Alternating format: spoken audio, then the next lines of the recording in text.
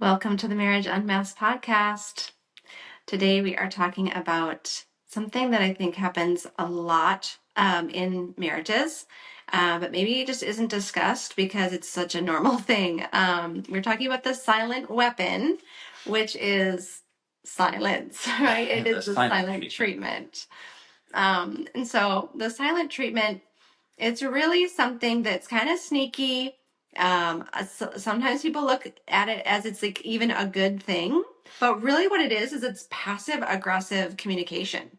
It's that sneaky way of like trying to say something that you like you're It's almost like upset. saying something by not saying something. Mm-hmm. You're like using your silence as a tool to Show you're upset, right? to show that you're upset, or to like even get your way in the situation, or Instead of just communicating in a healthy way, right? You're using silence, and that's really what it is. It's like where you could have resolution, you could have healthy conflict, you could communicate clearly. You're choosing out of that, and that's just not the best way for marriage. It's communication is so hard. It's so tricky. We have struggled with it so much because our communication styles are so different. The way we grew up, like that was so different. The communication styles of our families, like night and day, and that has affected our communication so much. And we've definitely struggled with the silent treatment. And it's not just like, I think sometimes it's like, oh, women do this. Like women are giving their husbands the silent treatment. But in our marriage, at least, it's been me a lot. And I have done it, but yeah, we both do it. But I've definitely been big on the silent treatment. A lot of times just shutting down, especially in a really heated conversation or a really difficult conflict that we're having. I will tend to shut down and go kind of radio silent and stare off into space. And Car's like, "Hello, are you in there? Like, what are you?" Because I want the resolution, right? Like I want to let's talk through this and let's figure this out. And he's just like there's empty space. Like, hello, anybody home? But I mean, like I said, I've done my fair share of that too. And it does show up in different ways for different people too. I mean, like it could be the staring, it could be the walking out of the room. It could be putting a book in the way. There could be a number of different ways we do it. Yeah, I mean, really, the reason why it can be so hard for marriage, why we want to take this seriously, is because this can lead to a loss of trust, right? If you can't have healthy communication with your spouse, and they're not opening up to you, they're kind of shutting themselves off, they're kind of closing their heart to you. That trust is lost. You don't feel safe with somebody when they don't open up to you and they don't get honest with you. Yeah, you have to have that communication on both sides and that open-hearted, real, raw, this is me from both sides, or you don't feel safe, you don't feel connected. I mean, that's what makes a relationship work, is really sharing what's going on inside of you in a vulnerable way with your spouse. Well, and the person who is giving the silent treatment, they can end up being super resentful, right? Like telling themselves all kind of stories like, well, they don't understand, they don't care about what I think, and when they never got the chance to understand, they never got the chance to hear your thoughts, to know what you're feeling because you didn't share it. But yet that passive aggressiveness again is that whole like that can lead to a lot of like victim mindset where it's like, poor me, they just don't get it, they just aren't there for me, they're not listening, they're whatever, right? But in reality what's happening is you're actually needing to take responsibility for cutting the communication off. And so I know for us this has happened actually many times. For one specific, like we have struggled a lot with Adam being late. And all of you moms who are at home with your kids, you know that when your husband says he's going to come home at a certain time, your eyes are like on the clock like a hawk, right? You're like, okay, counting down. Okay, we got 30 minutes, or it's 25 minutes, right? 15 minutes. Okay, I can do this for 5 more minutes. And so it's been really hard for me. If he says like I'm gonna be home at 4, and then he comes home, or he's not home at 4, and I'm like texting him like, what is going on here? And he's like, oh, sorry, I got stuck talking to the customer, and because he's a master plumber. And there's things that go wrong in the job or whatever, but the Adam problem wants was to share all the excuses already. He already wants to give me excuses. Okay, you save can say your that. excuses for a hot second. So so I am, texting him like, where are you? And he's like, yeah, I'm gonna be late. And I like, it just immediately is like buzzer, like, duh, duh, duh, like red alert, like, oh my goodness. Now what? Like, I was waiting. I was like banking on 4 o'clock. Right. And so then,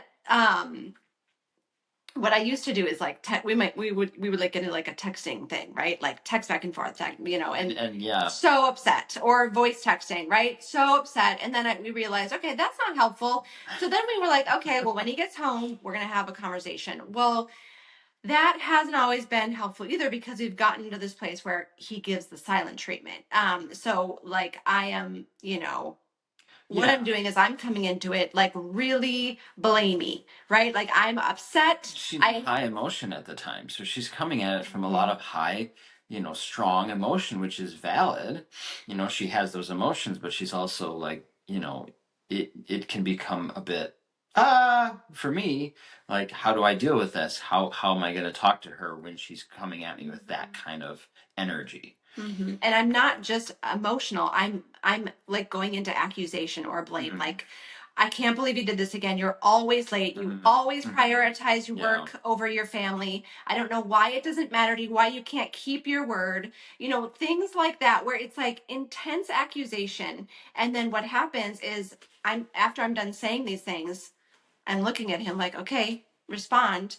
And it's just like empty space. And I'm like, okay. So I'm like, Clara, just be patient, right? Like, just let him respond. He takes a little bit to respond, and then it's just like, no, he's not responding.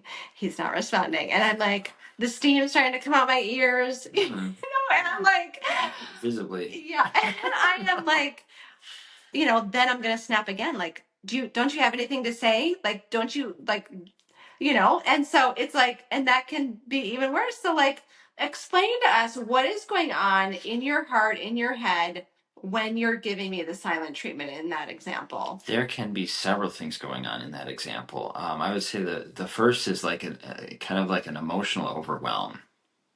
Like it similar to like a freeze response. When we talk about like a freeze response, when you're in a situation where you're feeling threatened and your response is to freeze up, that is a bit what's going on, because there's all these emotions, there's all this energy coming at you, and rather than being able to process it, you just simply like tune it out, check out of it. So it's sort of a self-defense sort of mechanism. Stress response. A stress response. Right? His body's stressed. And what can also happen too is, when I'm receiving all of this blame, I tend to go into what I would call as like a shame spiral, where I am just like, okay, she's upset, and I'm starting internally to blame myself for her being upset. And I'm starting this loop of conversation with myself, like, all this negative self-talk, like, oh, see, you screwed that up again. You should have done that. You should have done this. You should have done that. Instead of like owning all that necessarily in the moment, I'm just shaming myself. I'm just using that information to feel bad inside, and to just kind of talk myself, down over and over again. And wives, one thing to note too about our husbands is they have this inner like marker they're always trying to hit, like, am I enough? Am I enough for her? For her, right? Am I enough in this situation? Do I have what it takes to be the man here? And so when we come at them with like, no, you're not enough, and here's why, that is why I think a lot of times guys struggle with shame and they get into these shame spirals. Like they hear your voice, they hear their own voice, then adding on to it. The enemy comes and he just uses that. He loves the shame, right? And so they end up in this really, really just sad and really destructive shame spiral. And it's really hard for them to get out of it. Yeah, so that's happened to me numerous times as well. And really, I need to take ownership for that too, because I needed to like step out of that. I needed to get myself in a better place, a healthier place where I could respond, um, reset and respond and be able to like communicate about my honest feelings and the situation and everything in a healthy way instead of just stop talking, because that's not healthy to just stop talking and to completely cut her out instead of instead of actually communicating what needed to be communicated. Yeah. And I know for me, when I go and get the silent treatment to Adam, a lot of times this is another reason why sometimes people give the silent treatment is because they're literally triggered. So they are like going back to something from childhood or something earlier where their brain is like replaying this experience over again, or it's an emotional trigger. And so it's like, again, their body is kind of, you are feeling unsafe, and your brain is like telling you, Trying to cope with being unsafe, right, trying to feel safe, or it's trying to do protect something you. to protect. Yep. And so Yeah. what I feel like is I'm like, I put up this imaginary wall, right? I'm like, okay, you're unsafe. My wall's up and I'm doing something else. I'm either staring off into space or what I do, which is still the silent treatment, even though it doesn't necessarily look like it because my book is up and I'm reading a book. And I might be saying something. And You're he's trying to talking communicate. and I'm reading a book because it's like my wall, right? It's like my wall. Like, you're unsafe. I need to read my book, go to my happy place. Yeah. I'm triggered, and so again, it's really also it's his responsibility to like, take accountability for what he's saying if he is saying Right. things that are hurtful, but it's my responsibility to also heal my triggers. And we have a whole module. Inner healing is so key, guys. Oh, yeah. I mean, it's so key. And we have a whole module on our Healing Your Marriage course on inner healing and emotional healing and, getting into these triggers and moving forward. It's so helpful. So that's another reason why people often give the silent treatment. Yeah. Another reason people give it is sometimes as a weapon, as a very designed weapon. Like they're maybe having some contempt, or they're in a lot of anger, and they will purposefully give the silent treatment to basically communicate to the spouse, you're I'm punishing you. yeah, I'm gonna punish you. Yeah, You don't get to hear what I have to say. Yeah, I'm closed off to you, and I want you to feel the pain I'm feeling in a sense, and that's really damaging for a relationship. Yeah, and here's a sneaky thing too that I think, I don't know. I've heard it before. It can be sneaky kind of messaging in Christian circles, is that like this, like, silence is good because you're keeping the peace, right? Silence in a conflict situation is a good thing because just keep your mouth shut, right? And of course, like, yes, you do want to, if you need a moment before you say something, like, yes, take a moment. Or if you need to take a break from a conversation, let them know I need a break so you can go process your emotions. You can go and, talk to God, whatever, right? But to take that break while you're supposed to be having a conversation with your spouse and you just shut that, you shut yourself off to them, that is a very different thing, right? That is not helpful. Conflict, actually, I think it comes back to this like root belief of like conflict is bad. Yeah, all conflict is bad. Anytime we're having a disagreement of any kind, that is to be avoided at all costs. And I know that I come from a background of that, and so it's very, That was a huge thing for us to work through in our marriage. When he thinks that I think being quiet or being silent is like falling on my sword, being a martyr for the relationship. Like this is this is actually a good thing. This is how I, this is how our relationship gets better in some weird way. I think is because I'll just sacrifice what I'm thinking and feeling. I just won't. I will be quiet and I will just put up with this Because instead somehow, of instead of communicate my actual true needs and feelings and actually come from a place of like, wanting to change or uh, yeah, like communicate about what's going on. yeah, it's really a fear of conflict. And we believe that conflict can be so good for your marriage. It helps you to grow. It helps bring up issues that might be under the surface. Yeah, healthy conflict makes your marriage healthy. Unhealthy conflict obviously makes it unhealthy. Right, it can be damaging. But all conflict is not bad. Right. And if we think that, silence, you know, if we think that if we're being silent, well, that is going to equal peace, right? That's not true. Silence does not equal peace. And all it really does is it just prolongs the issue. It postpones the resolution. And then it just causes an opportunity for a lot of resentment to build inside of you, almost like a bomb that's just going to go off at some point. And I think the Bible says it so well when it talks about speaking the truth in love, right? Like we want to speak, right? Here's the first word, speak. So don't stay silent. Actually use some words. Right? And then speak the truth. So be honest, right? Don't hold back truths that need to be heard or need to be addressed, but always doing it in love. We got to have both sides of that, because if we're speaking the truth in a really nasty way, in a blamey way with accusation, like I was doing, that is very hurtful. But when we speak the truth in love, and we teach you all kinds of ways to do that in our communication module in our Healing Your Marriage course, but because it can be tricky, right? You're like, well, I want to do that. I want to speak the truth in love. I just don't know how. Yeah. And it is. It's like communication's a complicated thing. And it's a skill that you have to learn and really work on and grow in, because there's always room to grow in how you're communicating in a healthy way. Yeah, absolutely. So if you find yourself in the conversation and you find yourself wanting to start giving the silent treatment, like we talked about earlier, take a break and do the silent treatment by yourself, right? Have that time with God. See what's going on in your heart. Like check in. What am I feeling? Name that emotion, right? Talk to God, unleash. If you're angry, let that out, process it.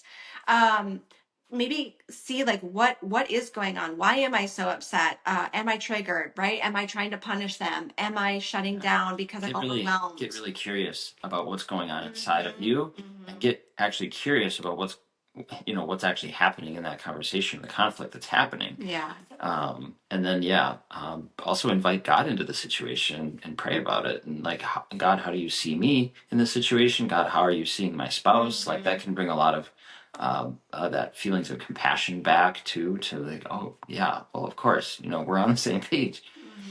One thing that helps me in a break too is to do something like to kind of get re-centered back into my skin again. Like sometimes I'm too much in my head, and so it's good for me to like do some kind of exercise, like even something physical, something like push-ups or pull-ups or something like that, to kind of get back into my body again and out of my head and out of my emotions, and just kind of like, all right, reset,